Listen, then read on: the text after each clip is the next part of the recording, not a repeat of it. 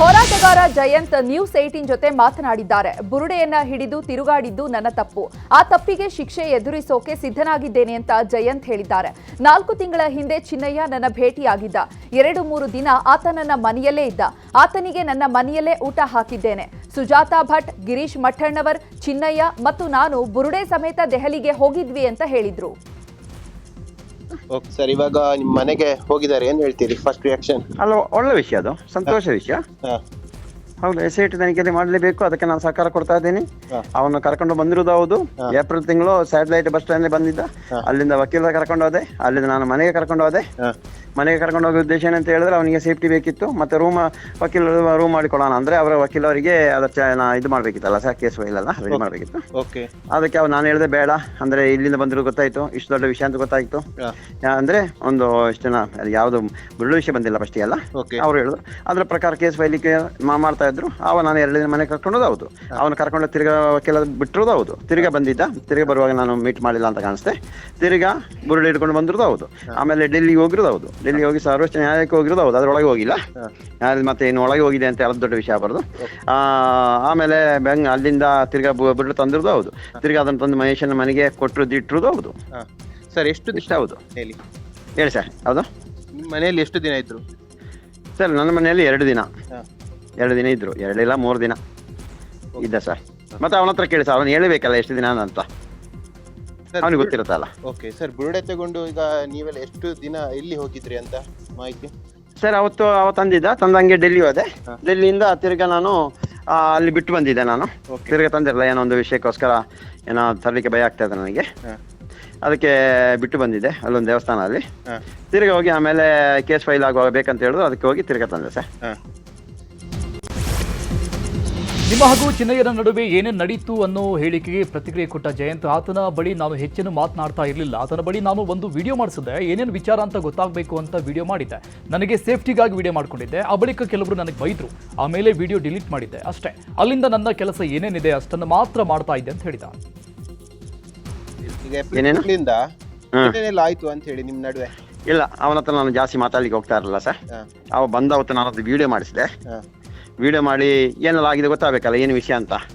ನಾಳೆ ನನಗೂ ಸೇಫ್ಟಿ ಬೇಕಲ್ಲ. ಹೌದು, ಅದಕ್ಕೋಸ್ಕರ ವಿಡಿಯೋ ಮಾಡಿಸಿ ಆದ ನಂತರ ಯಾರಿಗೆ ಹೇಳಿದ್ರು ಇವಾಗ ವಿಡಿಯೋ ಮಾಡಿದೆ ಅಂತ ಹೇಳಿದ್ರು. ಅಷ್ಟೊತ್ತಿಗೆ ನನಗೆ ಬೈದರು, ಏನಕ್ಕಿದ್ದಾರೆ ವಿಡಿಯೋ ಮಾಡೋದು, ಮೊಬೈಲ್ ಹೋದ್ರೆ ಏನು ಮಾಡ್ತಾರೆ, ಹಂಗೆ ಬೈದರು. ಎಸ್, ಅಲ್ಲಿಗೆ ನಾನು ಮೊಬೈಲಿಂದ ಡಿಲೀಟೇ ಮಾಡಿದೆ. ಆ ನಂತರ ನಂದು ಏನು ಕೆಲಸ ಇದೆ ಅಷ್ಟೇ, ನಾನು ಕರ್ಕೊಂಡು ಬರ್ಬೇಕಾ, ಊಟ ಬೇಕಾ, ಅದು ಹೊರತು ಬೇರೆ ಯಾವುದೇ ಕೆಲಸನೂ ಅವನಾಗಿ ಮಾಡ್ತಾ ಇರಲಿಲ್ಲ. ಸರ್, ಈಗ ಬುರುಡೆ ಎಲ್ಲಿಂದ ತಂದ ಅಂತ ನಿಮ್ಮ ಹತ್ರ ಏನಾದ್ರು ಹೇಳಿದ್ನ? ಇಲ್ಲ, ಅದು ಯಾವ್ದು ಹೇಳಿ ನನಗೆ ಆ ವಿಷಯಕ್ಕೆ ಹೋಗಿಲ್ಲ ಸರ್. ಇದೆಲ್ಲ ಇಷ್ಟೊಂದು ದೊಡ್ಡ ವಿಷಯ ಅಂತ ನನಗೆ ಗೊತ್ತಿರಲಿಲ್ಲ. ಇವತ್ತಾನೆ ಬುರುಡದ ವಿಷಯ ಇಷ್ಟೆಲ್ಲ ದೊಡ್ಡ ಆಗ್ತಾ ಇರೋದು. ಅವ ಅಷ್ಟೊಂದು ಥಿಂಕ್ ಮಾಡ್ಲಿಕ್ಕೆ ಹೋಗಿಲ್ಲ ನಾವು. ಇವಾಗ ನಾನು ಇದನ್ನ ತಗೊಂಡು ಹೋಗೋದಷ್ಟು ತಪ್ಪಂತೂ ನನಗೆ ಗೊತ್ತಿರಲಿಲ್ಲ. ಇಷ್ಟೆಲ್ಲ ಹೋರಾಟ ಮಾಡ್ತಾ ಇದ್ದೆ, ಅದ್ರ ಆ ಒಂದು ಅನುಭವ ನನಗೆ ಎಷ್ಟು ಇರಲಿಲ್ಲ. ಅದರಿಂದ ಈ ತಪ್ಪಾಗಿರೋದು. ಇಲ್ಲಾಂದ್ರೆ ಇಷ್ಟೊತ್ತಿಗೆ 100% ತಪ್ಪಾಗ್ತಾ ಇರಲಿಲ್ಲ. ನಾನಂತ ಕೆಲಸ ಕೈಯೂ ಆಗ್ತಾ ಇರಲಿಲ್ಲ. ಕೇಸ್ ಇದ್ರೆ ಏನಿದ್ರು ಕೇಸ್ ತರ ಮಾಡ್ಬೋದಿತ್ತು. ಅದು ಮಾತ್ರ ನನ್ನ ತಪ್ಪಂತ ಆಮೇಲೆ ಗೊತ್ತಾಗಿರೋದು. ಅದಕ್ಕೆ ಮುಂಚೆ ಗೊತ್ತೇ ಇಲ್ಲ ಸರ್ ಈ ತರ ತಪ್ಪಿದೆ ಅಂತ ಇದರಲ್ಲಿ. ಬುರುಡೆ ಪ್ರಕರಣದ ಹೋರಾಟದಲ್ಲಿ ನೀವು ಬಲಿಪಶು ಆದ್ರಾ ಎನ್ನುವ ಪ್ರಶ್ನೆಗೆ ಉತ್ತರಿಸಿದ ಜಯಂತ್, ಈ ಕೇಸಲ್ಲಿ ನಾನು ಬಲಿಪಶು ಆಗಿಲ್ಲ. ನನ್ನ ಹೋರಾಟದಲ್ಲಿ ಸತ್ಯ ಇದೆ. ಸತ್ಯದ ಮೇಲೆ ದೊಡ್ಡ ಬಂಡೆ ಇಟ್ಟಿದ್ದಾರೆ. ಅದರ ಮೇಲೆ ಎಲ್ಲರೂ ಕುಳಿತು ಆಟ ಆಡ್ತಿದ್ದಾರೆ. 2013ರಿಂದಲೂ ನಾನು ಮಂಗಳೂರಿನಲ್ಲಿ ಹೋರಾಟವನ್ನ ಮಾಡ್ತಾ ಇದ್ದೆ. ಈ ಪ್ರಕರಣದಲ್ಲಿ ನಾನು ಏಪ್ರಿಲ್ನಿಂದ ಹೋರಾಟವನ್ನ ಮಾಡ್ತಿದ್ದೇನೆ ಅಂದ್ರು. ಸರ್, ಈಗ ನಿಮ್ಮ ಹೋರಾಟ ನೋಡಿದ್ದೇವೆ. ಈ ವಿಚಾರದಲ್ಲಿ ನೀವು ಬಲಿಪಶು ಆದ್ರ ಅಂತ ಇಲ್ಲ, ಬಲಿಪಶು ಆಗಿಲ್ಲ ಸರ್. ಸತ್ಯ ಇದೆ ಸರ್. ಅದಕ್ಕೆ ತಮ್ಮ ಪ್ರತಿಯೊಬ್ಬರು ಮಾಧ್ಯಮವರಿಗೆ ಹೇಳೋದು ಸರ್, ಸತ್ಯ ಮೇಲೆ ದೊಡ್ಡ ಬಂಡೆ ಇಟ್ಟಿದ್ದಾರೆ. ಅದ್ರ ಮೇಲೆ ಎಲ್ಲ ಕೂತು ಆಟ ಆಡ್ತಾ ಇದಾರೆ. ಬನ್ನಿ ನಮ್ಮೊಂದಿಗೆ ಕೈ ಜೋಡಿಸಿ ಆ ಬಂಡೆಯನ್ನು ಸರಿ ಸತ್ಯ ಹೋಗತ್ತಾರ. ನಾನು ಎಲ್ಲರಿಗೂ ಹೇಳ್ತಾ ಇದೀನಲ್ಲ, ಬಲಿಪಶು ಆಗಿಲ್ಲ ಸರ್. ಬಲಿಪಶು ಅಂದ್ರೆ ಇದೊಂದು ಮಾತ್ರ ತಪ್ಪು ಮಾಡಿದ್ವಿ. ಆರಂಭದಿಂದಲೇ ಇರ್ಲಿಲ್ಲ. ಆಮೇಲೆ ನೀವೆಲ್ಲ ಯಾವಾಗ ಭೇಟಿಯಾಗಿದ್ರಿ ಅಂತ? ಸರ್, ನಾನು 2013ರಲ್ಲಿ ಮಂಗಳೂರಲ್ಲಿ ಹೋರಾಟ ಮಾಡೋ ಪದ್ಮಲತಾ ಅವರ ಅಪ್ಪ ಇವರ ನಾವೆಲ್ಲ ಒಟ್ಟಿಗೆ ಇದ್ದೆ ಸರ್. ಆ ನಂತರ ನಮಗೆ ಅಷ್ಟೊಂದು ಈ ಪ್ರಕರಣ ನಾನು ಏಪ್ರಿಲ್ ತಿಂಗಳಿಂದ ಸರ್. ಏಪ್ರಿಲ್ ತಿಂಗಳು ನನಗೆ ಸಿಕ್ಕಿರೋದು. ಓಕೆ, ಈ ಬೆಂಗಳೂರಲ್ಲಿ ಆದ್ಮೇಲೆ ತಿಮ್ಮರೋಡಿ ಅವ್ರ ಮನೆಗೆ ಬಂದ್ರ ಒಟ್ಟಿಗೆ ಎಲ್ಲ ಹಾಗೇನ? ಇಲ್ಲ ಸರ್, ಅದ್ರ ಹೋರಾಟ ಹಂಗೆ ನಡೀತಿದ್ದ. ಇವಾಗ ಬೆಂಗಳೂರದು ವಕೀಲರದ್ದು ಎಲ್ಲ ಕೆಲಸ ಆಗಿ ಡೆಲ್ಲಿ ಹೋಗಿ ತಿರ್ಗಾ ನಾನು ಅದೇ ಇದು SP ಹತ್ರ ದೂರ ಕೊಡ್ಲಿಕ್ಕೆ ಇವ್ರು ಬಂದ್ರು, ಚೆನ್ನಾಗಿದೆ ಓಕೆ ಕೊಡೋಣ. ಹೋಗಿ ನಾನು ತಂದು ಇಲ್ಲಿ ಕೊಟ್ಟೆ. ಇಷ್ಟು ನನ್ನ ಕೆಲಸ. ಮತ್ತೆ ಉಳಿದವರು ಹೇಳುವಂಗೆ ಯಾವುದೋ ಲ್ಯಾಬಿಂದ ತಂದಿರಪ್ಪ, ಇಲ್ಲಾರ ಕಾಡಿಂದ, ಯಾವುದೇ ಬಿಲ್ಕುಲ್ ನಾನು ಎಲ್ಲಿಂದಲೂ ತಂದಿಲ್ಲ. ಧರ್ಮಸ್ಥಳ ವಿವಾದ ಈಗ ಬೆಂಗಳೂರಿಗೂ ವ್ಯಾಪಿಸಿದೆ. ಬೆಂಗಳೂರಿನ ಪೀಣ್ಯದ ಮಲ್ಲಸಂದ್ರದಲ್ಲಿರುವ ಮನೆಯೊಂದಕ್ಕೆ ಚಿನ್ನಯ್ಯನನ್ನ ಕರೆದುಕೊಂಡು ಬಂದ ಎಸ್ಐಟಿ ಮಹಜರು ಮಾಡಿದೆ. ದೂರುದಾರ ಜಯಂತಿ ಅವರಿಗೆ ಸೇರಿದ ಮನೆ ಇದು ಅನ್ನಲಾಗಿದೆ. ಕೆಲ ದಿನಗಳ ಕಾಲ ಇದೇ ಮನೆಯಲ್ಲಿ ಚಿನ್ನಯ್ಯ ತಂಗಿದ್ದ ಅಂತ ಹೇಳಲಾಗ್ತಿದೆ.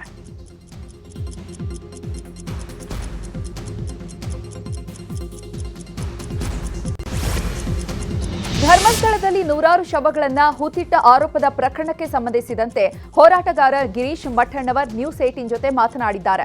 ನಾವು ಬುರುಡೆ ಗ್ಯಾಂಗ್ ಅಲ್ಲ, ನಾವಾಗಿಯೇ ಚಿನ್ನಯ್ಯನನ್ನ ಹುಡುಕಿಕೊಂಡು ಹೋಗಿಲ್ಲ. ನಮ್ಮ ಹೋರಾಟ ನೋಡಿ ಆತನೇ ನಮ್ಮ ಬಳಿ ಬಂದಿದ್ದ. ಅಕ್ರಮವಾಗಿ ಶವ ಹೂತಿದ್ದ ಬಗ್ಗೆ ಹೇಳಿದ್ದ. ನಾವು ಆತನಿಗೆ ಆಶ್ರಯ ಕೊಟ್ಟಿದ್ದು ನಿಜ. ಆತನಿಗೆ ಕಾನೂನು ಹೋರಾಟಕ್ಕೆ ನಾವು ಸಹಾಯ ಮಾಡಿದ್ದೇವೆ ಅಷ್ಟೇ. ಈ ಬಗ್ಗೆ ಎಸ್ಐಟಿ ಕರೆದ್ರೆ ನಾವು ವಿಚಾರಣೆಗೆ ಹಾಜರಾಗಲು ಸಿದ್ಧ ಅಂತ ಅಂದ್ರು. ಇನ್ನು ಚಿನ್ನಯ್ಯನ ಕುಟುಂಬಸ್ಥರು ತಮಿಳುನಾಡಿನಲ್ಲಿದ್ದಾರೆ. ನಾವು ಚಿನ್ನಯ್ಯನ ಬ್ರೈನ್ ವಾಶ್ ಮಾಡಿಲ್ಲ. ಆತ ಭೇಟಿಯಾಗೋಕ್ಕೂ ಮುನ್ನವೇ ಕೆಲವು ಯುಡಿಆರ್ಗಳು ನಮ್ಮಲ್ಲಿತ್ತು ಅಂತ ಅಂದ್ರು. ಸೋಷಿಯಲ್ ಆಕ್ಟಿವಿಸ್ಟು ನಮ್ಮ ಹತ್ರ ಚಿನ್ನಯ್ಯ ಒಬ್ಬನೇ ಅಲ್ಲ, ಅವನಂತ ಇನ್ನೂ 100 ಜನ ನಮಗೆ ಮಹೇಶ್ ಶೆಟ್ಟರಿಗೆ ಜಯಂತರ ಹತ್ರ ಬರ್ತಾನೆ ಇರ್ತಾರೆ. ಸೊ ಅವರಿಗೆ ಒಂದು ಲೀಗಲ್ ಫ್ರೇಮ್ ವರ್ಕು ಮತ್ತು ಕಾನೂನಿನ ಏನು ಸಹಾಯ ಮಾಡಬೇಕು ಅದನ್ನು ಮಾಡಿದ್ದೀವಿ ನಾವು. ಅಲ್ಲ, UDR ಮಿಸ್ಸಿಂಗು 1 ಇಯರ್ ಬಿಫೋರ್ನೇ ಮಾಡಿದ್ವಿ. ಯಾಕಂದರೆ ಅದನ್ನು ಇದರಲ್ಲಿನೇ ಸಿಗ್ತದೆ ನಿಮಗೆ ಡೇಟ್ ನಾವು ಯಾವಾಗ ಕಲೆಕ್ಟ್ ಮಾಡಿದ್ವಿ ಅಂತೇಳಿ. ನಾವಂತರೂ ಅವ್ನು ಖಂಡಿತ ಹುಡ್ಕೊಂಡು ಹೋಗಿಲ್ಲ. ಇಲ್ಲಿ ಇರೋದು ಏನೇ ಇದ್ರೂ ಕೂಡ it is based on the information he has given. ಸಂಬಂಧ ಅಂತಲ್ಲ, ಚಿನ್ನಯ್ಯ ಆರೋಪ ಮಾಡಿದ್ದು ಯಾರ ಮೇಲೆ? ಸಣ್ಣ ಪುಟ್ಟ ವ್ಯಕ್ತಿಗಳ ಮೇಲಲ್ಲ. ಆಮೇಲೆ ಚಿನ್ನಯ್ಯ ಇಲ್ಲಿ ಮಹೇಶ್ ಶೆಟ್ಟರ ಒಂದು ನಮ್ಮ ಎಲ್ಲರೂ ಒಂದು ರಕ್ಷಣೆಯಲ್ಲಿದ್ದ. ಆದರೆ ಅವ್ರ ಫ್ಯಾಮಿಲಿ ನನಗೆ ನಿಖರವಾಗಿ ಗೊತ್ತಿದೆ, ಮಗಳ ಮನೆಗೆ ಹೋಗಿ ಜಗಳ ಮಾಡ್ಸಕ್ಕೆ ಹಚ್ಚಿದ್ದಾರೆ. ಹೆಂಡತಿ ಮನೆಗೂ ಕೂಡ ನನಗೆ ಹೇಳಿದ್ದಾರೆ ಫೋನ್ ಮಾಡಿ. ಆಮೇಲೆ ನಾನು ಬರೆದಿದ್ದೀನಿ, ನಾನು ಮೆಸೇಜ್ ಹಾಕಿದ್ದೇನೆ, ಕನ್ಸರ್ನ್ಡ್ ಆಫೀಸರಿಗೆ ಮೆಸೇಜ್ ಹಾಕಿದ್ದೀನಿ. ಮನೆ ಬಿಡ್ಸಕ್ಕೆ ಒತ್ತಡ ಹಾಕಿದ್ದಾರೆ. ಎಲ್ಲಿ? ಸತ್ಯಮಂಗಲದ ಅವ್ರ ಮನೆಯಲ್ಲಿ. ನಾವು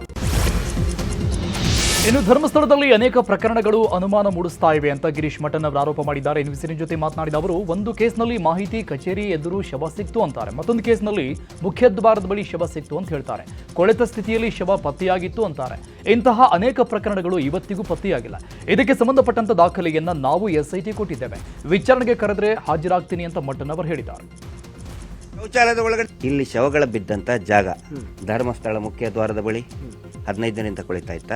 ಧರ್ಮಸ್ಥಳ ಬಸ್ ಸ್ಟ್ಯಾಂಡಿನಲ್ಲಿ 15 ದಿನದಿಂದ, ಅಂದ್ರೆ ಮುಖ್ಯ ದ್ವಾರದ ಬಳಿ 15 ದಿನದಿಂದ ಒಂದು ಹೆಣ ಹಂಗ ಯಾರು ನೋಡ್ಲಿಲ್ವಾ? ಬಸ್ ಸ್ಟ್ಯಾಂಡಿನಲ್ಲಿ ತೋರಿಸ್ತೇನೆ ನಿಮಗೆ. ಬಸ್ ಸ್ಟ್ಯಾಂಡಿನಲ್ಲಿ 15 ದಿನದಿಂದ ಬಸ್ ಸ್ಟ್ಯಾಂಡ್ ನಲ್ಲಿ ಕೊಳಿತಾ ಇರ್ತದೆ, ಯಾರು ನೋಡಲ್ವಾ? ಆನಂತರ ಯಾವುದು ಮಾಹಿತಿ ಕಚೇರಿ ಎದುರುಗಡೆ ಶೌಚಾಲಯದ ಒಳಗಡೆ 15 ದಿನದವರೆಗೆ ಕೊಳಿತಾ ಇತ್ತು. ಎಲ್ಲವೂ ಇದೆ ಸರ್, ತೋರಿಸ್ತೇವೆ ನಿಮಗೆ. ಇನ್ನು ಧರ್ಮಸ್ಥಳ ಗ್ರಾಮ ಪಂಚಾಯತ್ ಕೆಲವು ದಾಖಲೆಗಳನ್ನ ಫೋರ್ಜರಿ ಮಾಡಿದೆ ಅನ್ನೋ ಮಾತುಗಳು ಕೂಡ ಕೇಳಿಬಂದಿದೆ. ಕೆಲವು ದಾಖಲೆಗಳನ್ನು ಗಿರೀಶ್ ಮಠಣ್ಣವರ್ ಎಸ್ಐಟಿಗೆ ನೀಡಿದ್ದಾರೆ ಎನ್ನಲಾಗಿದೆ. ಇನ್ನು ಎಸ್ಐಟಿ ಅಧಿಕಾರಿಗಳು ಧರ್ಮಸ್ಥಳ ಪಂಚಾಯತ್ ಅಧಿಕಾರಿಗಳಿಗೆ ಬುಲಾವ್ ನೀಡಿದ್ದಾರೆ. ಸದ್ಯ ಕರ್ತವ್ಯ ನಿರ್ವಹಿಸ್ತಾ ಇರುವ PDO ಪಂಚಾಯತ್ ಅಧಿಕಾರಿಗಳಿಗೆ ವಿಚಾರಣೆಗೆ ಹಾಜರಾಗೋಕೆ ಎಸ್ಐಟಿ ಸೂಚನೆ ಕೊಟ್ಟಿದೆ. ಅಧಿಕಾರಿಗಳಿಂದ ಮಾಹಿತಿ ಕಲೆ ಹಾಕಲು ಎಸ್ಐಟಿ ಮುಂದಾಗಿದೆ. ವಾಸಂತಿ ಶ್ರೀವತ್ಸ ಬಗ್ಗೆ ಸುಜಾತಾ ಭಟ್ ಸ್ಫೋಟಕ ಹೇಳಿಕೆಯನ್ನು ನೀಡಿದ್ದಾರೆ. ಕಳೆದ ಕೆಲವು ದಿನಗಳಿಂದ ಸುಜಾತಾ ಭಟ್ ಎಸ್ಐಟಿ ವಿಚಾರಣೆಗೆ ಹಾಜರಾಗಿದ್ರು. ಈ ವೇಳೆ ವಾಸಂತಿ ಇನ್ನೂ ಕೂಡ ಜೀವಂತವಾಗಿದ್ದಾರೆ ಅಂತ ಸುಜಾತಾ ಭಟ್ ಹೇಳಿಕೆಯನ್ನ ನೀಡಿದ್ರು. ಸುಜಾತಾ ಭಟ್ ಹೇಳಿಕೆಯನ್ನ ಕೇಳಿ ತನಿಖಾಧಿಕಾರಿಗಳು ದಂಗಾಗಿ ಹೋಗಿದ್ದಾರೆ. ನದಿಯಲ್ಲಿ ಸಿಕ್ಕಿದ್ದ ಶವವನ್ನ ವಾಸಂತಿಯ ಶವ ಎನ್ನಲಾಗಿತ್ತು. ಆದ್ರೆ ಕೊಳೆತ ಶವ ವಾಸಂತಿಯದ್ದು ಅಂತ ನೀವು ಹೇಗೆ ನಂಬಿದ್ರಿ ಅಂತ ಸುಜಾತಾ ಭಟ್ ಮರು ಪ್ರಶ್ನೆಯನ್ನ ಹಾಕಿದ್ದಾರಂತೆ. ಸುಜಾತಾ ಭಟ್ ನೀಡಿರುವಂತಹ ಮಾಹಿತಿ ಆಧಾರದಲ್ಲಿ ಎಸ್ಐಟಿ ತನಿಖೆಯನ್ನ ಮಾಡಲಾಗಿದೆ ಎನ್ನಲಾಗ್ತಾ ಇದೆ. ಅನನ್ಯ ಭಟ್ ಕಾಲ್ಪನಿಕ ಸೃಷ್ಟಿ ಅಂತ ಸುಜಾತಾ ಭಟ್ ಒಪ್ಪಿಕೊಂಡಿದ್ದಾರೆ ಎನ್ನಲಾಗಿದೆ. ಎಸ್ಐಟಿ ತನಿಖಾಧಿಕಾರಿ ಗುಣಪಾಲ್ ಪ್ರಶ್ನೆಗಳಿಗೆ ಥಂಡ ಹೊಡೆದಂತಹ ಸುಜಾತಾ ಭಟ್ ತನಿಖಾಧಿಕಾರಿ ಕೇಳಿದ ಪ್ರಶ್ನೆಗಳಿಗೆ ದಾಖಲೆ ಒದಗಿಸಲಾಗದೆ ಅನನ್ಯ ಭಟ್ ಪ್ರಕರಣ ಕಟ್ಟು ಕತೆ ಅಂತ ತಪ್ಪೊಪ್ಪಿಕೊಂಡಿದ್ದಾರಂತೆ. ಇನ್ನು ಒತ್ತಾಯ ಪೂರ್ವಕವಾಗಿ ನನ್ನ ಬಳಿ ಈ ರೀತಿ ಹೇಳಿಸಲಾಗಿದೆ ಅಂತ ಸುಜಾತಾ ಭಟ್ ಹೇಳಿದ್ದಾರಂತೆ. AI ಬಳಸಿ ಧರ್ಮಸ್ಥಳ ವಿರುದ್ಧ ಅಪಪ್ರಚಾರ ಆರೋಪ ವಿಚಾರಕ್ಕೆ ಸಂಬಂಧಪಟ್ಟಂಗೆ ಯೂಟ್ಯೂಬರ್ ಸಮೀರ್ಗೆ ವಿಚಾರಣೆಗೆ ಬಿಸಿ ಎದುರಾಗಿದೆ. ಬೆಳ್ತಂಗಡಿ ಠಾಣೆಯಲ್ಲಿ ವಿಚಾರಣೆಗೆ ಸಮೀರ್ ಹಾಜರಾಗಿದ್ದಾರೆ. ಪೊಲೀಸರು ಕೇಳಿದ್ದ ದಾಖಲೆಗಳನ್ನು ಸಮೀರ್ ನೀಡಿದ್ದಾರೆ ಎನ್ನಲಾಗಿದೆ. ಇನ್ನು ಸೆಪ್ಟೆಂಬರ್ 3ರಂದು ವಿಚಾರಣೆಗೆ ಹಾಜರಾಗುವಂತೆ ಸಮೀರ್ಗೆ ಮತ್ತೆ ಸೂಚನೆ ಕೊಡಲಾಗಿದೆ ಅಂತ.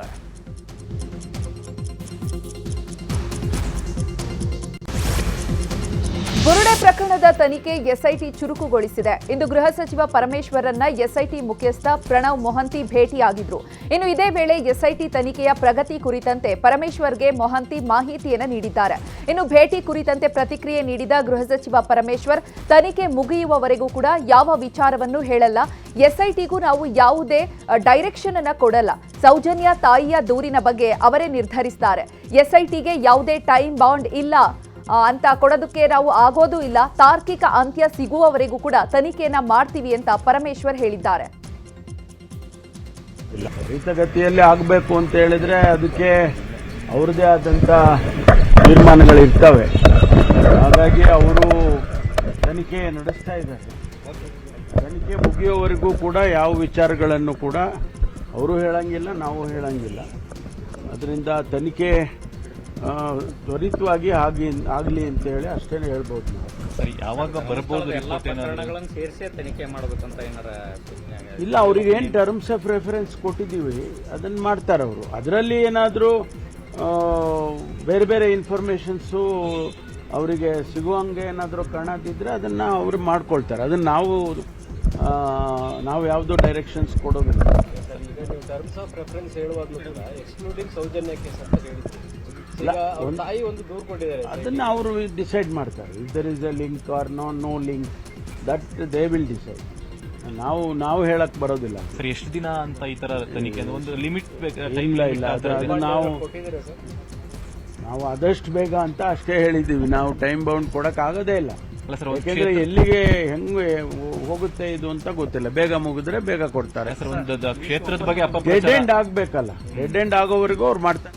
ಇನ್ನು ತನಿಖೆ ಬೇಗ ಮುಗಿಸಿ ಅಂತ ವಿಪಕ್ಷಗಳ ಒತ್ತಡದ ವಿಚಾರವಾಗಿ ಪ್ರತಿಕ್ರಿಯೆ ನೀಡಿದ ಪರಂ, ವಿಪಕ್ಷಗಳು ಹೇಳಿದಂತೆ ಮಾಡಲು ಆಗಲ್ಲ. ಸಮಯ ನಿಗದಿ ಮಾಡಿ ತನಿಖೆ ಮಾಡಿ ಎಂದರೆ ಆಗುವುದಿಲ್ಲ. ಈ ವಿಚಾರದಲ್ಲಿ ರಾಜಕೀಯ ಮಾಡಬಾರದು ಅಂದ್ರು. ಸಮಯ ನಿಗದಿ ಮಾಡಿ ಇದು ಹಿಂಗೆ ಆಗುತ್ತೆ, ಆಗಬೇಕು, ಈಗ ನಾಳೆ ಮುಗಿಸ್ಕೊಟ್ಬಿಡಿ ಅಂತ ಹೇಳಕ್ ಬರೋಲ್ಲ. ಅಂಥ ವಿಚಾರಗಳಲ್ಲ ಇದು. ಇನ್ವೆಸ್ಟಿಗೇಷನ್ಸು, ಯಾವುದೇ ಇನ್ವೆಸ್ಟಿಗೇಷನ್ ಆದರೆ ನಾವು ಸಮಯ ನಿಗದಿ ಮಾಡೋಕ್ಕಾಗೋದಿಲ್ಲ. ಎಸ್ಐಟಿ ತನಿಖೆಗೂ ಎನ್ಐಎ ತನಿಖೆ ನೋಡಿ, ತನಿಖೆ ನಡೆಯೋದ್ರ ಬಗ್ಗೆ ಯಾರ್ದೂ ತಕರಾರಿಲ್ಲ. SITಯನ್ನು ಸ್ವಾಗತ ಮಾಡಿದ್ದಾರೆ. ಧರ್ಮಸ್ಥಳದ ಧರ್ಮಾಧಿಕಾರಿಗಳಿಂದ ಹಿಡಿದು ಎಲ್ಲರೂ ಕೂಡ ಸ್ವಾಗತ ಮಾಡಿದ್ದಾರೆ. ತನಿಖೆ ನಡೀತಾ ಇದೆ. ಈ ಸಂದರ್ಭದಲ್ಲಿ ಬೇರೆ ಏಜೆನ್ಸಿಗೆ ಅಗತ್ಯ ಇಲ್ಲ ಅಂತ ನಾನು ಮೊದಲೇ ಹೇಳಿದ್ದೇನೆ. ನೋಡಿ, ಇದು ನಾಳೆ ಜೆಡಿಎಸ್ ಪಕ್ಷದಿಂದ ಧರ್ಮಸ್ಥಳ ಚಲೋ ಜಾಥಾ ಹಮ್ಮಿಕೊಳ್ಳಲಾಗಿದೆ. ಈ ಹಿನ್ನೆಲೆಯಲ್ಲಿ ಪೂರ್ವಭಾವಿಯಾಗಿ ಇವತ್ತು ಮಂಡ್ಯದ ಖಾಸಗಿ ಹೋಟೆಲ್ನಲ್ಲಿ ಜೆಡಿಎಸ್ ಮುಖಂಡ ನಿಖಿಲ್ ಕುಮಾರಸ್ವಾಮಿ ಸುದ್ದಿಗೋಷ್ಠಿ ಮಾಡಿದರು. ಧರ್ಮಸ್ಥಳ ಜಾಗೃತಿ ಜಾಥಾ ಬಗ್ಗೆ ಜಿಲ್ಲೆಯಿಂದ ಹೆಚ್ಚಿನ ಕಾರ್ಯಕರ್ತರು ಆಗಮಿಸುವುದಕ್ಕೆ ನಿಖಿಲ್ ಕರೆ ಕೊಟ್ಟರು. ಇನ್ನು ಧರ್ಮಸ್ಥಳ ವಿರುದ್ಧ ಅಂತಾರಾಷ್ಟ್ರೀಯ ಮಟ್ಟದಲ್ಲಿ ಫಂಡಿಂಗ್ ಆಗಿದೆ. ಈ ಹಿನ್ನೆಲೆಯಲ್ಲಿ ಪ್ರಕರಣವನ್ನ NIAಗೆ ವಹಿಸಬೇಕು. NIAಯಿಂದ ಮಾತ್ರ ಸತ್ಯ ಹೊರಬರಲು ಸಾಧ್ಯ ಇದೆ. ಧರ್ಮಸ್ಥಳ ಹೋರಾಟದಲ್ಲಿ ಯಾವುದೇ ತಪ್ಪು ಹುಡುಕೋದು ಬೇಡ. ಬಿಜೆಪಿ ಹಾಗೂ ನಮ್ಮ ಮಧ್ಯೆ ಯಾವುದೇ ಬಿರುಕಿಲ್ಲ ಅಂತ ಹೇಳಿದ್ದಾರೆ. ಧರ್ಮಸ್ಥಳದ ವಿಚಾರಕ್ಕೆ ಸಂಬಂಧಪಟ್ಟಂತೆ SIT ಮೇಲೆ ಯಾರು ಕೂಡ ಇನ್ನು ಹೆಚ್ಚಿನ ನಿರೀಕ್ಷೆಯನ್ನ ಇಟ್ಕೊಳ್ತಕ್ಕಂಥದ್ದು ಆಗೋದಿಲ್ಲ. ಈ ವಿಚಾರಕ್ಕೆ ಸಂಬಂಧಪಟ್ಟಂತೆ ಇದನ್ನ ನ್ಯಾಷನಲ್ ಇನ್ವೆಸ್ಟಿಗೇಷನ್ ಏಜೆನ್ಸಿಗೆ NIAಗೆ ಕೊಡ್ತಕ್ಕಂಥದ್ದು ಸೂಕ್ತ ಅಂತಕ್ಕಂಥದ್ದು ನಮ್ಮೆಲ್ಲರ ಅಭಿಪ್ರಾಯ. ನಾವು ಇದನ್ನ ಒತ್ತಾಯ ಮಾಡ್ತೇವೆ. ಪ್ರತ್ಯೇಕವಾಗಿ ಹೋರಾಟಗಳಾಗ್ತಾ ಇದೆ ಅನ್ನೋ ಮಾತ್ರಕ್ಕೆ ಎಲ್ಲೋ ಎರಡು ಪಕ್ಷದ ನಡುವೆ ಭಿನ್ನಾಭಿಪ್ರಾಯ ಇದೆ ಅಂತಕ್ಕಂಥದ್ದನ್ನ ದಯಮಾಡಿ ತಾವ್ಯಾರು ಭಾವಿಸಬಾರದು. ಚಿನ್ನಯ್ಯನಿಗೆ ರಕ್ಷಣೆ ಒದಗಿಸಲು SITಗೆ ಸೌಜನ್ಯ ಪರ ಹೋರಾಟಗಾರ್ತಿ ಮನವಿ ಮಾಡಿದ್ದಾರೆ. ಬೆಳ್ತಂಗಡಿ SIT ಕಚೇರಿಗೆ ಆಗಮಿಸಿದಂತಹ ಪ್ರಸನ್ನ ರವಿ SITಗೆ ಮನವಿಯನ್ನ ಸಲ್ಲಿಸಿದ್ರು. ಆ ಬಳಿಕ ಮಾತನಾಡಿದ ಅವರು, ಸೌಜನ್ಯ ಪ್ರಕರಣಕ್ಕೆ ಸಂಬಂಧಿಸಿದಂತೆ ಚಿನ್ನಯ್ಯ ಹೇಳಿಕೆಯನ್ನ ನೀಡಿದ್ದಾನೆ. ಅವನು ಸೌಜನ್ಯ ಕೇಸ್ನಲ್ಲಿ ಓರ್ವ ಸಾಕ್ಷಿಯಾಗಿರುವ ಸಾಧ್ಯತೆ ಇದೆ. ಈಗಾಗಲೇ ಸೌಜನ್ಯ ಸಾಕ್ಷಿ ಎನಿಸಿಕೊಂಡಂತಹ ಹಲವರು ನಿಗೂಢವಾಗಿ ಸಾವನ್ನಪ್ಪಿದ್ದಾರೆ. ಹಾಗಾಗಿ ಚಿನ್ನಯ್ಯನನ್ನ SIT ತಮ್ಮ ವಶದಲ್ಲೇ ಉಳಿಸಿಕೊಳ್ಳಬೇಕು. ಅಲ್ಲದೇ ಇದ್ರೆ ಆತನ ಪ್ರಾಣಕ್ಕೆ ಅಪಾಯ ಬರಬಹುದು. ಸೌಜನ್ಯ ಕೇಸ್ಗೂ ಕೂಡ ಬುರುಡೆ ಕೇಸ್ಗೂ ಸಂಬಂಧ ಇಲ್ಲ ಅಂತ ಅಂದ್ರು. ಸೋಷಿಯಲ್ ವರ್ಕರ್ ಆಗಿ ನಾವು ಯಾವತ್ತೂ ಹೇಳ್ತೇವೆ, ಕೆಲವು ಸಾಕ್ಷ್ಯಗಳು ನಾಶ ಆಗಿದ್ದಾವೆ, ಕೆಲವರು ತೀರಿ ಹೋಗಿದ್ದಾರೆ ಎಂತಂತೇಳಿ ಕೆಲವು ಕೇಸಸ್ಗಳಲ್ಲಿ ಆಗಿದೆ. ನಾವು ಹೇಳ್ತಾ ಇದ್ದೇವೆ ಯಾರ್ಯಾರು ಹೇಗೆ ತೀರಿ ಹೋಗಿದ್ರು ಅಂತ.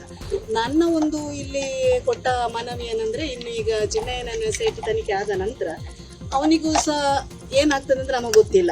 ಒಂದು ಮುಖ್ಯ ಸಾಕ್ಷ್ಯ ಈಗ ನಮಗೆ ಚಿನ್ನಯ್ಯ ಸೌಜನ್ಯ ವಿಷಯದಲ್ಲಿ. ಹಾಗಾಗಿ ಇನ್ನು ಮುಂದೆ ಅವನು ಹೊರಗೆ ಬಂದು ಏನಾದರೂ ಅವನ ಜೀವಕ್ಕೆ ಹಾನಿ ಆಗಬಾರ್ದು. ಹಾಗಾಗಿ SIT ಅವರು ಇದರ ಜವಾಬ್ದಾರಿ ತಗೊಂಡು ಅವನಿಗೆ ಸೂಕ್ತ ಒಂದು ರಕ್ಷಣೆ ಕೊಡಬೇಕು ಅಂತ ನಾನು ಮನವಿ ಕೊಡಲಿಕ್ಕೆ ಬಂದೆ. ಇನ್ನು ಮಂಡ್ಯದಲ್ಲಿ ಇವತ್ತು ನಿಖಿಲ್ ಕುಮಾರಸ್ವಾಮಿ ಸುದ್ದಿಗೋಷ್ಠಿ ಮಾಡಿದ್ರು. ಈ ವೇಳೆ HDK ಆರೋಗ್ಯದ ಕುರಿತಾಗಿ ನಿಖಿಲ್ ಪ್ರತಿಕ್ರಿಯೆ ಕೊಟ್ಟರು. ತಂದೆಯವರ ಆರೋಗ್ಯದ ಕುರಿತಾಗಿ ಯಾವುದೇ ಆತಂಕ ಬೇಡ. ದೇವನಹಳ್ಳಿಯಲ್ಲಿ ನಾನು ಮಾತನಾಡುವಾಗ ಭಾವುಕನಾಗಿದೆ. ಇನ್ನೆರಡು ವಾರದಲ್ಲಿ ಕುಮಾರಸ್ವಾಮಿಯವರು ಸಂಪೂರ್ಣವಾಗಿ ಗುಣಮುಖವಾಗಲಿದ್ದಾರೆ ಅಂತ ಹೇಳಿದ್ದಾರೆ. ಅವನ ಆತಂಕೆಯನ್ನು ವ್ಯಕ್ತಪಡಿಸಿಲ್ಲ. ನಾನು ಲಕ್ಷಾಂತರ ಜನ, ಕೋಟ್ಯಾಂತರ ಜನ ಕಾರ್ಯಕರ್ತರು ಅವ್ರನ್ನ ನಂಬ್ಕೊಂಡಿದ್ದಾರೆ. ಹಾಗಾಗಿ ನಾನು ದೇವನಹಳ್ಳಿನಲ್ಲಿ ಮಾತಾಡಬೇಕಾದ್ರೆ ಒಂದು ಸ್ವಲ್ಪ ಭಾವನಾತ್ಮಕವಾಗಿ ಮಾತಾಡದೆ ಅನ್ನೋದು ಬಿಟ್ಟರೆ ಬೇರೆ ಏನೇನು ಆತಂಕ ಪಡ್ತಕ್ಕಂಥದ್ದೇನಿಲ್ಲ. ಈಗಾಗಲೇ ಅವರು ಗುಣಮುಖರಾಗಿದ್ದಾರೆ. ಇನ್ನೊಂದು ವಾರ 2 ವಾರದಲ್ಲಿ ಸಂಪೂರ್ಣವಾಗಿ ಆರೋಗ್ಯದಲ್ಲಿ ಚೇತರಿಕೆನೂ ಆಗುತ್ತೆ. ಹಿಂದಿದ್ದಂಗೆ ಲವಲವಿಕೆಯಲ್ಲಿ ಎಲ್ಲರ ಜೊತೆನೂ ಕೂಡ ಸನ್ಮಾನ್ಯ ಕುಮಾರಣ್ಣ ಅವರು ಹೆಜ್ಜೆಯನ್ನು ಹಾಕ್ತಾರೆ. ಇದೇ ವೇಳೆ ಪಕ್ಷ ಸಂಘಟನೆ ವಿಚಾರಕ್ಕೆ ಸಂಬಂಧಪಟ್ಟಂಗೆ ನಿಖಿಲ್ ಕುಮಾರಸ್ವಾಮಿ ಮಾತನಾಡಿದ್ರು. ರಾಜ್ಯದ 55 ಕ್ಷೇತ್ರದಲ್ಲಿ JDS ಸದಸ್ಯತ್ವ ಅಭಿಯಾನ ಮಾಡ್ತಾ ಇದ್ದೇವೆ. ರಾಜ್ಯದಲ್ಲಿ ರಾಮನಗರ ಸದಸ್ಯತ್ವ ಅಭಿಯಾನದಲ್ಲಿ ಮುಂದಿದೆ. ರಾಜ್ಯದಲ್ಲಿ ಮತ್ತೆ ಸದೃಢ ಪಕ್ಷ ಕಟ್ಟುವ ಕೆಲಸ ಮಾಡ್ತೀವಿ ಅಂತ ಹೇಳಿದ್ರು. ಪಕ್ಷ ಸಂಘಟನೆ ಈಗಾಗಲೇ ಒಂದು 55 ವಿಧಾನಸಭಾ ಕ್ಷೇತ್ರ ವ್ಯಾಪ್ತಿ ಈಗಾಗಲೇ ನಮ್ಮ ಸದಸ್ಯತ್ವ ನೋಂದಣಿ ಕಾರ್ಯಕ್ರಮ ಬಹಳ ಯಶಸ್ವಿಯಾಗಿ ಸಾಗಿದೆಯಲ್ಲ. ಇನ್ನು ಒಂದಷ್ಟು ಕ್ಷೇತ್ರಗಳಲ್ಲಿ ಬ್ಯಾಲೆನ್ಸ್ ಇದೆ. ಅದು ಕೂಡ ಬಹುಶಃ ಇನ್ನೊಂದು ತಿಂಗಳೊಳಗಡೆ ಎಲ್ಲವೂ ಕೂಡ ಮುಕ್ತಾಯ ಮಾಡ್ತೇವೆ. ಅತಿ ಹೆಚ್ಚು ರಾಮನಗರ ವಿಧಾನಸಭಾ ಕ್ಷೇತ್ರದಲ್ಲಿ ಆಗಿದೆ. ಸದ್ಯಕ್ಕೆ ಇಲ್ಲೇ ರಾಮನಗರ, ಮಂಡ್ಯ, ನಾಗಮಂಗಲ, ಮಂಡ್ಯ ಜಿಲ್ಲೆನಲ್ಲಿ ಅತಿ ಹೆಚ್ಚು ಆಗಿದೆ. ಅದು ಫಾರ್ಮ್ ಫಿಲ್ ಮಾಡ್ತಕ್ಕಂಥದ್ದನ್ನ ಮಾತ್ರ ಕನ್ಸಿಡರ್ ಮಾಡ್ತಾ ಇದೀವಿ. ಬಿಕಾಸ್ ಅವರು ಆಕ್ಟಿವ್ ಮೆಂಬರ್ ಅಂತಕ್ಕಂಥದ್ದು ನಾವು ಭಾವಿಸ್ಬೋದು, ಸಕ್ರಿಯ ಸದಸ್ಯರು ಅಂತ. ಫಾರ್ಮ್ ಫಿಲ್ ಆಗಿರ್ತಕ್ಕಂಥದ್ದು ನಮ್ಮ ಪ್ಲೇಸ್ ಸದ್ಯಕ್ಕೆ ರಾಮನಗರ ಇದೆ. ಬಿಟ್ರೆ ಮಂಡ್ಯ, ಚಾಮುಂಡಿ ಬೆಟ್ಟ ಹಿಂದೂಗಳಿಗೆ ಸೇರಿದ್ದು. ರಾಜಕಾರಣಿಗಳು ಏನು ಬೇಕಾದರೂ ಹೇಳಲಿ, ರಾಜಕಾರಣಿಗಳು ಹೇಳಿದ ತಕ್ಷಣ ಎಲ್ಲವೂ ಆಗಲ್ಲ ಅಂತ ರಾಜವಂಶಸ್ಥೆ ಪ್ರಮೋದಾದೇವಿ ಒಡೆಯರ್ ಹೇಳಿದ್ದಾರೆ. ಮೈಸೂರಿನಲ್ಲಿ ಮಾತನಾಡಿದ ಅವರು, ಯದುವಂಶಕ್ಕೆ ಚಾಮುಂಡಿ ದೇವಿ ತಾಯಿ ಇದ್ದಂತೆ. ರಾಜಕಾರಣಿಗಳು ಏನು ಬೇಕಾದರೂ ಹೇಳಲಿ, ದೇವಸ್ಥಾನದ ವಿಚಾರದಲ್ಲಿ ಕೋರ್ಟ್ನಲ್ಲಿ ಹೋರಾಟ ನಡೆಯುತ್ತಿದೆ. ದೇವಸ್ಥಾನವನ್ನ ರಾಜಕೀಯಕ್ಕೆ ಬಳಸಿದ್ದು ಬೇಸರವಾಗಿದೆ ಅಂತ ಹೇಳಿದ್ರು. ಬೆಟ್ಟ ಹಿಂದೂಗಳಿಗೆ ಸೇರಿದ್ದೆ. ಯಾಕೆ ಅಂದರೆ ಚಾಮುಂಡೇಶ್ವರಿ ದೇವಿ ನಮ್ಮ ಹಿಂದೂ ಗಾಡೆಸ್ ಮತ್ತು ನಮ್ಮ ಮನೆತನದ ದೇವ್ರು, ನಮ್ಮ ಕುಲದೇವಿ. ನಾನು ಹೇಳಬೇಕು ಅಂದರೆ ನಮಗೆ she is a divine mother. ನಮಗೆ ಅವ್ರ ತಾಯಿ ಸ್ಥಾನ. ಅವ್ರು ಹೇಳಿದ್ರು ಅಂದಾಕ್ಷಣಕ್ಕೆ ಅದಾಗಲ್ಲ. ನಾವ್ಯಾಕೆ ಅದನ್ನು ತಗೋಬೇಕು? ನಮಗೆ ನಾವು ಐ ಶುಡ್ ಬಿ ಗೆಟ್ ಅದನ್ನು ನಮಗೆ ಎಫೆಕ್ಟ್ ಆಗಕ್ಕೆ ಯಾಕೆ ಬಿಡಬೇಕು? ಅವ್ರು ಮಾಡ್ಕೊಂಡಿದ್ದಾರೆ. ನಮ್ಮದು ಕೇಸ್ ಪೆಂಡಿಂಗ್ ಇದೆಯಲ್ಲ, ರಚನೆ ಮಾಡ್ಕೋಬೋದು. ಅದು ಮುಂದಕ್ಕೆ ಡಿಸಿಷನ್ ಬರೋ ತನಕ ನಾವು ಕಾಯ್ಬೇಕಲ್ವ. ಪತ್ರದಲ್ಲಿ ನೋಡಿರೋದು ದೇವಸ್ಥಾನನೂ ಪಾಲಿಟಿಕ್ಸಿಗೆ ಬಿಡ್ಲಿಲ್ವಲ್ಲ ಅಂತ. ಅದೇ ಅದನ್ನು ಪೊಲಿಟಿಸೈಸ್ ಮಾಡೋ ಉದ್ದೇಶ ಬೇಕಿರಲಿಲ್ಲ ಅನ್ನೋದನ್ನ ನಂಗೆ ಬೇಜಾರಾಯಿತು. ದಸರಾ ಉದ್ಘಾಟನೆಗೆ ಸರ್ಕಾರ ಬಾನು ಮುಷ್ತಾಕ್ರನ್ನ ಆಯ್ಕೆ ಮಾಡಿದೆ. ಅವರೇ ದಸರಾ ಉದ್ಘಾಟನೆ ಮಾಡ್ತಾರಾ ಅಂತ ಸಿಎಂ ಸ್ಪಷ್ಟನೆಯನ್ನ ಕೊಡಬೇಕು ಅಂತ MLC ವಿಶ್ವನಾಥ್ ಹೇಳಿದ್ದಾರೆ. ನಾಡಹಬ್ಬ ದಸರಾ ಎಲ್ಲರಿಗೂ ಸೇರಿದ್ದು. ದಸರಾ ಹಿಂದೂ, ಮುಸ್ಲಿಂ, ಕ್ರೈಸ್ತರಿಗೆ ಸೇರಿದ್ದು ಅಂತ ಅವರು ಹೇಳಿದ್ರು. ನಾಡಿನ ಪರವಾಗಿ ನಾಡ ದಸರಕ್ಕೆ ಅವ್ರನ್ನ ಆಹ್ವಾನ ಮಾಡಿದ್ದೀರಾ. ಆದ್ರಿಂದ ಈ ಎಲ್ಲಾ ಗಲಾಟೆಗಳು, ಭಾಷಣಗಳು, ಮಾತುಗಳು ಕರ್ನಾಟಕ ಅಸಹ್ಯ ಆಗೋಗಿದೆ. ಇವತ್ತೊಂದು ದಿವಸ ನೀವು ಸ್ಪಷ್ಟೀಕರಣ ಕೊಡಿ. ಎಸ್, ನಾನು ಕರೆದಿದ್ದೀನಿ. ನಾನು ಸರ್ಕಾರ, ದಸರಾ ಉನ್ನತ ಸಮಿತಿ ಇವರನ್ನ ಕರೆದಿದೆ ಉದ್ಘಾಟನೆ ಮಾಡಲಿಕ್ಕೆ. ನಾವೆಲ್ಲ ಒಪ್ಕೊಂಡಿದೀವಿ. ಹೌದು, ಅವರೇ ಉದ್ಘಾಟನೆ ಮಾಡ್ತಾರೆ, ಯಾರು ಮಾತಾಡೋಗಿಲ್ಲ. ಹೇಳ್ಬೇಕಲ್ಲ ನೀವು ಅದನ್ನು ಹೇಳಿ. Why you are mum over this issue, mister chief minister? Dasara ಹಬ್ಬಕ್ಕೆ ಬಾನು ಮುಷ್ತಾಕ್ರನ್ನ ಆಹ್ವಾನ ಮಾಡಿದ್ದಕ್ಕೆ ಬಿಜೆಪಿ ವಿರೋಧ ವ್ಯಕ್ತಪಡಿಸಿದೆ. ಇನ್ನು ಇದೇ ವಿಚಾರವಾಗಿ ಪ್ರತಿಕ್ರಿಯೆ ನೀಡಿರುವ ಕಾಂಗ್ರೆಸ್ ನಾಯಕರು ಬಿಜೆಪಿ ವಿರುದ್ಧ ಕಿಡಿಕಾರಿದ್ದಾರೆ. ಬಿಜೆಪಿ ನಾಯಕರು ಸುಮ್ಮನೆ ಚರ್ಚೆಗಳನ್ನು ಹುಟ್ಟುಹಾಕ್ತಿದ್ದಾರೆ. 2009ರಲ್ಲಿ ಕಲಾಂರನ್ನೇ ಆಹ್ವಾನಿಸಲಾಗಿತ್ತು. ಕವಿ ನಿಸಾರ್ ಅಹಮದ್ ಕೂಡ ದಸರಾ ಉದ್ಘಾಟನೆ ಮಾಡಿದ್ರು. ಬಿಜೆಪಿ ನಾಯಕರು ಒಮ್ಮೆ ಇತಿಹಾಸ ನೋಡಿಕೊಳ್ಳಲಿ. ವಿರೋಧ ಮಾಡಬೇಕು ಅಂತ ವಿರೋಧ ಮಾಡೋದು ಸರಿಯಲ್ಲ. ಬಿಜೆಪಿ ನಾಯಕರು ಬೆಂಕಿ ಹಚ್ಚಿ ಬೇಳೆ ಬೇಯಿಸಿಕೊಳ್ತಾ ಇದ್ದಾರೆ. ನಮ್ಮದು ಜಾತ್ಯತೀತ ರಾಷ್ಟ್ರ, ಇಲ್ಲಿ ನಾವೆಲ್ಲ ಒಂದೇ ಅಂತ ಅಭಿಪ್ರಾಯಪಟ್ಟಿದ್ದಾರೆ. ದಸರಾ ಹಬ್ಬಕ್ಕೆ ಬಾನು ಮುಷ್ತಾಕ್ ಅವ್ರನ್ನ ಕರೆದಿದ್ದಾರೆ. ಅವ್ರು ಕರೆದಿದ್ದನ್ನು ಯದುವೀರ್ ಅವರು ಕೂಡ ಸ್ವಾಗತ ಮಾಡಿದರು. ಆದರೆ BJP ಅವರು ಸುಮ್ಮನೆ ಇರಬೇಕಲ್ಲ, ಏನೊಂದು ಇಶ್ಯೂ ಬೇಕಲ್ಲ. ಅದಕ್ಕೆ ಬಾನು ಮುಷ್ತಾಕ್ ಅವ್ರು ಯಾಕೆ ಕರೀತೀರಾ ಅಂತೆಲ್ಲ ಇತ್ತೀಚೆಗೆಲ್ಲ ಅಪಪ್ರಚಾರ ಮಾಡ್ತಾ ಇದ್ದಾರೆ. ಯಡಿಯೂರಪ್ಪ ಅವರು ಆಗ ಅಬ್ದುಲ್ ಕಲಾಂ ಅವರು ಕರೆದಿದ್ರು. ಆಮೇಲೆ ಪ್ರೊಫೆಸರ್ ನಿಸಾರ್ ಅಹಮದ್ ಅವರು ಅವ್ರನ್ನ 2017ರಲ್ಲಿ ಕರೆದಾಗ ಯಾರೂ ಮಾತಾಡಲಿಲ್ಲ. ಇದೇ ಈ BJP ಲೀಡರ್ಸು ಅವ್ರ ಪಕ್ಕದಲ್ಲೇ ನಿಂತಿದ್ರು ಆ ಸಂದರ್ಭದಲ್ಲಿ. ಈಗ ರಾಜಕೀಯ ಬಣ್ಣ ಹಚ್ತಾ ಇದ್ದಾರೆ BJP ಅವರಿಗೆ. BJP ಸೆಕ್ಯುಲರಲ್ಲಿ ದೇ ಆರ್ ನಾಟ್ ಇಂಟ್ರೆಸ್ಟ್. ಎಲ್ಲದರಲ್ಲೂ ಪ್ರತಿಯೊಂದರಲ್ಲೂ ರಾಜಕಾರಣ ಮಾಡ್ತಾರೆ. ಅವ್ರು ಯಾವುದೇ ರೀತಿಯಾಗಿರ್ತಕ್ಕಂಥ ಡೆವಲಪ್ಮೆಂಟ್ ಮೈಂಡ್ ಆಗಲಿ, ಜನಗಳ ಹಿತಾಸಕ್ತಿ ಕಾಪಾಡೋದಾಗಲಿ ಅವ್ರ ಉದ್ದೇಶ ಇಲ್ಲ. ಅವ್ರಿಗೆ ಅಧಿಕಾರ important. India is a secular country. Mahatma ಗಾಂಧೀಜಿಯವರೇ ನಮಗೆ ಸ್ವಾತಂತ್ರ್ಯ ಕೊಟ್ಟೋಗಿದ್ದಾರೆ, ಸೆಕ್ಯುಲರ್ ಕಂಟ್ರಿ ಅಂತ ನಾಮಕರಣ ಮಾಡಿದ್ದಾರೆ. ಅದನ್ನು ಸ್ವಲ್ಪ ಪ್ರತಾಪ್ ಸಿಂಹ ನೋಡ್ಕೋಬೇಕು.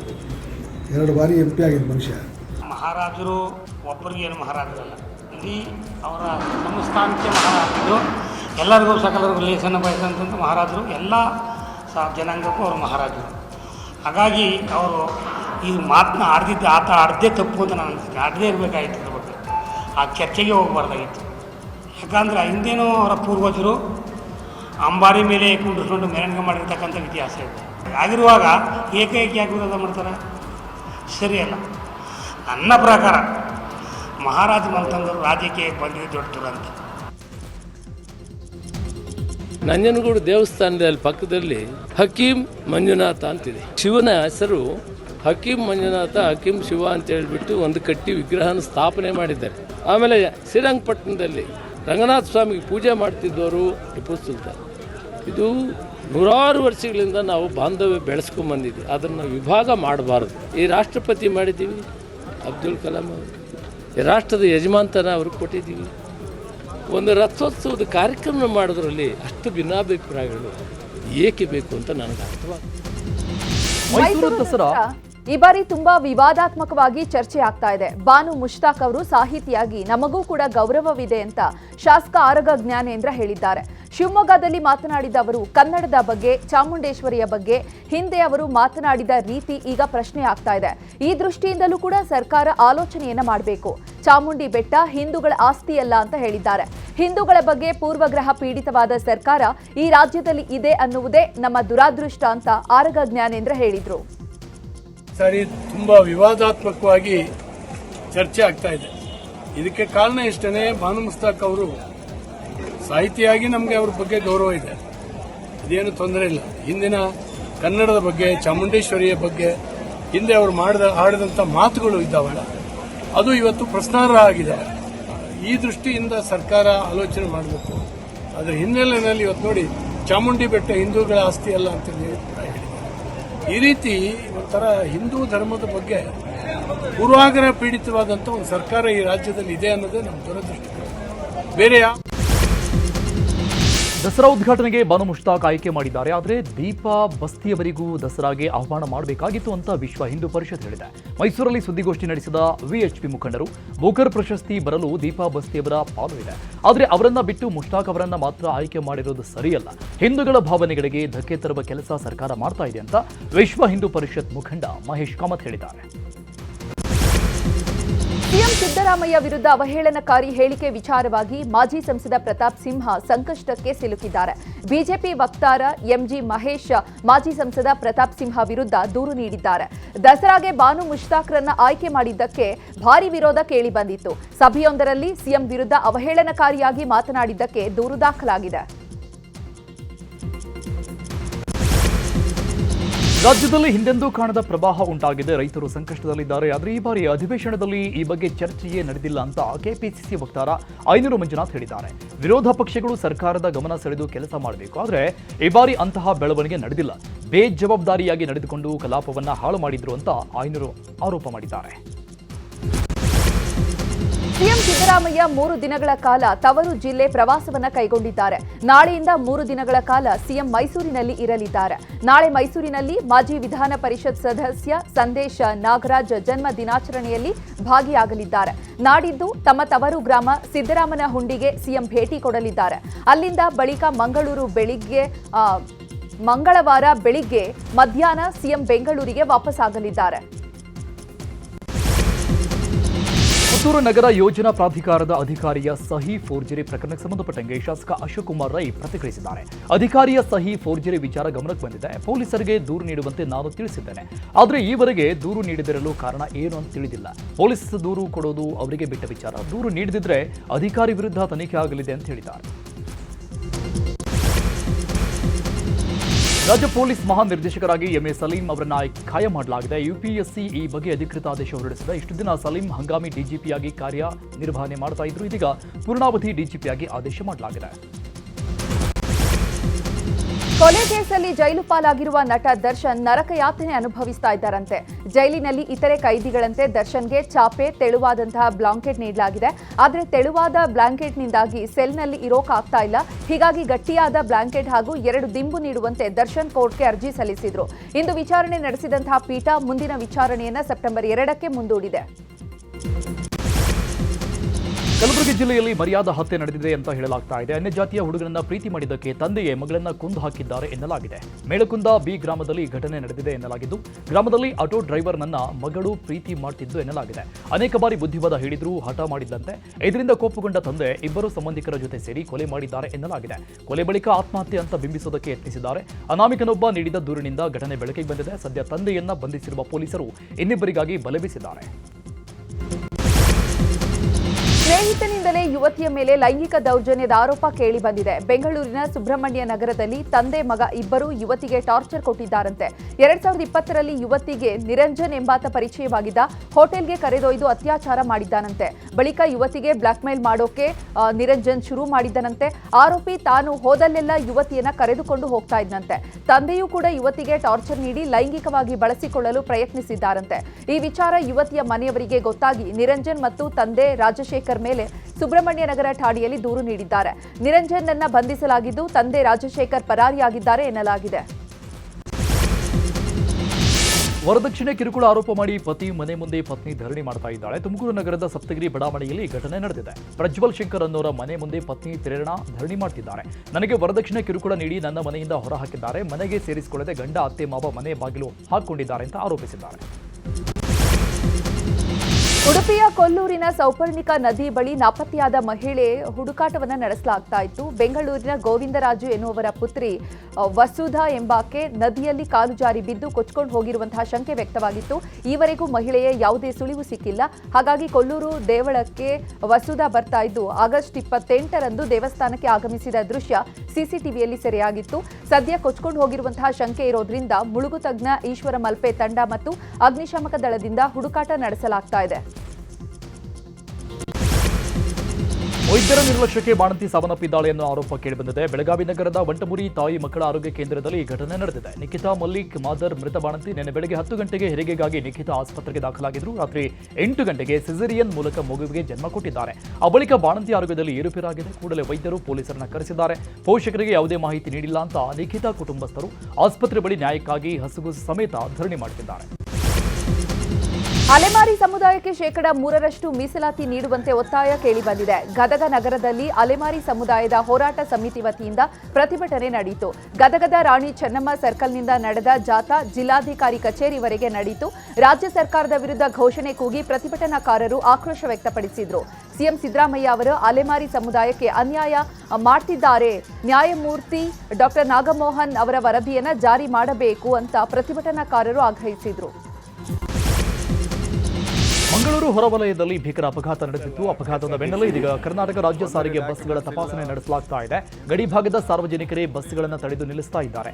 ರಾಜ್ಯದ ಸರ್ಕಾರಿ ಬಸ್ಗಳ ಗುಣಮಟ್ಟ ಸರಿಯಾಗಿಲ್ಲ ಅಂತ ಗಡಿ ಭಾಗದ ಗ್ರಾಮಸ್ಥರು ಆರೋಪಿಸಿದ್ದಾರೆ. ಸಾರ್ವಜನಿಕರೇ ಕಾರ್ಯಾಚರಣೆ ನಡೆಸುವುದಕ್ಕೆ ವಿರೋಧ ಕೇಳಿಬಂದಿದೆ. ಜಪಾನ್ ಪ್ರವಾಸವನ್ನು ಮುಗಿಸಿಕೊಂಡು ಚೀನಾಗೆ ಪ್ರಧಾನಿ ಮೋದಿ ತೆರಳಿದ್ದಾರೆ. ಟಿಯಾನ್ಜಿನ್ಗೆ ಬಂದಿಳಿದಂತಹ ಮೋದಿ ಅವರಿಗೆ ಚೀನಾ ಸರ್ಕಾರದಿಂದ ಅದ್ಧೂರಿ ಸ್ವಾಗತ ಸಿಕ್ಕಿದೆ.